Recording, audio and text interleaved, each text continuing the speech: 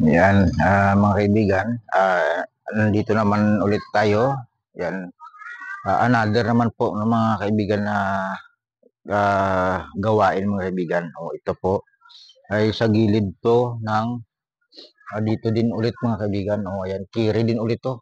O, yan, ito mga kaibigan ay dito po to ilagay sa nakabaluktot. Yan, kasi ang size ng plain sheet na ginamit mga kaibigan ay 4x8. Ayan, 4x8 mga kaibigan. Ang ano po nito ng mga ari mga kaibigan ay kargahan po ng double purpose. Lagayan ng biik. Kasi ano to, yan, tubular. Ayan mga kaibigan. Kaya ikabit to mga kaibigan, ikabit to namin. Yan, pag magpatulong ako sa anak ko. Yan, itong gagawin namin ngayon. Ayan mga kaibigan. Ito. Yung isang araw, yung violet.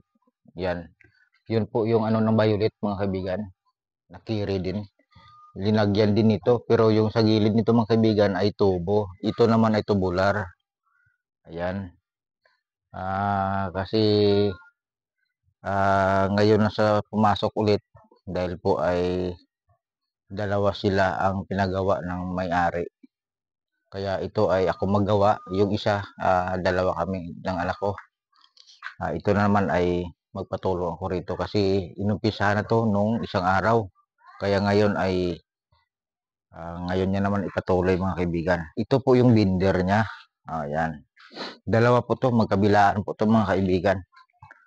Ang kapal po nito ay nasa 1.5 ang gauge niya. Ang kapal niya po. Makapal po to na plansa. Ayan mga kaibigan. Sana po itong video ko mga kaibigan, sana po ay magustuhan nyo. At sana kayo nang bahala po mag-share, mag-like po nito mga kaibigan. Maraming salamat sa inyo. Yan po. Kayo lang po bahala mag-comment dyan kung nagustuhan nyo po yung gawa ko mga kaibigan. Ayan. Lagyan po to ng bubong. Ayan po. Ito bago muna ilagay ang bubong, lagay muna sa gilid kasi ang bubong na ilagay rito ay maiksi. Kaya linagyan itong sa gilid, magkabilaan po to. Ayan. Maraming salamat sa inyo mga kaibigan. Sana po magustuhan nyo po itong video mga kaibigan. Bye-bye po.